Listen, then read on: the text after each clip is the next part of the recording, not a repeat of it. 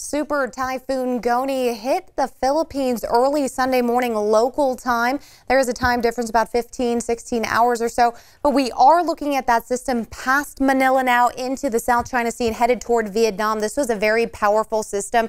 We saw sustained winds making landfall at 195 miles per hour.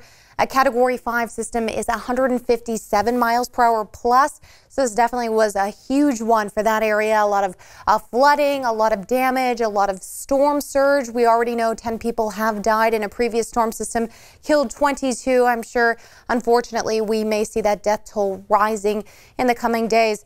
Now, Goni is currently sitting at a 50-mile-per-hour wind speed as of Sunday, Pacific Standard Time, about 9 a.m. or so. And we will expect to see that system continue toward, again, the Vietnam area by Tuesday into Wednesday, as it's definitely become now a tropical storm system and eventually a depression to a low pressure system in the next coming days. Now, back at home on the West Coast, 80-degree temperatures in California continuing this week. In Northern California is expecting to see a massive temperature drop as we start moving toward next weekend. That'll bring in the possibility of rain as well as even some snow in the Sierra.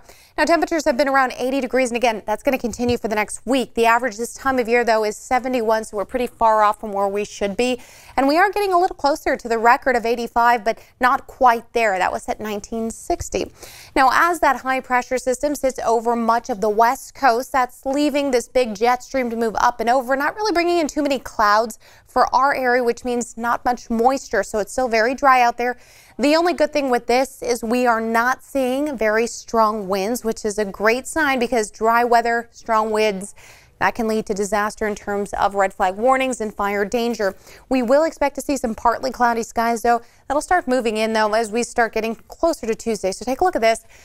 You're looking here from Sunday into Tuesday, and that's around 1:30 p.m. You see a few of the clouds rolling into the Sacramento area and further south for the San Joaquin Valley, but still all the rain stays offshore and into the Pacific Northwest. As we fast forward in time for our future cast, we do look at Friday. This is the morning hours. Most, again, of the rain stays up in the Pacific Northwest, although we are starting to see it now around the Shasta area, even a little bit of an iciness going on. So please be careful if you are headed in that direction by the end of the week.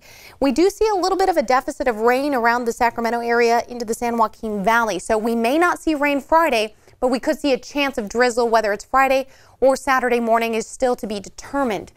As you look into about 5:30 a.m. on Saturday, you can see things start to get spread out a little more of these scattered showers, and the color green here is a lot lighter. So we're not looking at the dark, deep greens that we saw just the 24 hours prior that are going to stay further north up into the borderline of Oregon and California. So what we could see by Saturday is a little bit of drizzle and then it's gone. But take a look at the Sierra. You start to see some of the formation here, some ice around Yosemite.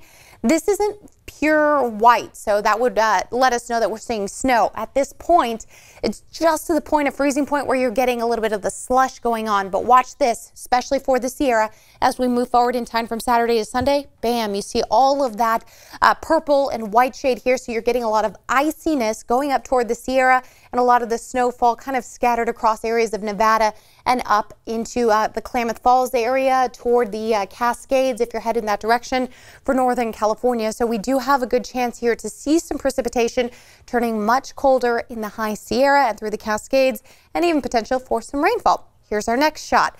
I want to show you this because this one's a little bit of a slider coming in, still too far out to really be certain that we're going to see this moisture, but the following Tuesday, the 10th, 5:30 p.m. You can see some of the rain just offshore wanting to come in. We'll have to wait and see whether or not it actually does so.